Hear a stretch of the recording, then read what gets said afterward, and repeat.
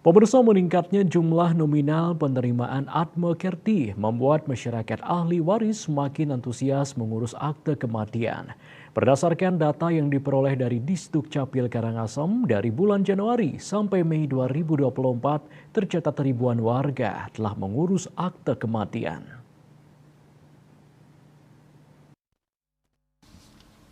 Kepala Disduk Capil Karangasem Made Kusuma Negara mengungkapkan hingga akhir Mei ini tercatat ada sebanyak 1.301 pemohon yang mengurus administrasi kependudukan tersebut. Jumlah ini tercatat dari tanggal 18 Januari 2024 sampai 28 Mei tahun ini. Ada 5 bulan lamanya. Jumlah ini lebih banyak dibandingkan pada periode yang sama dengan tahun sebelumnya, yakni 1.247.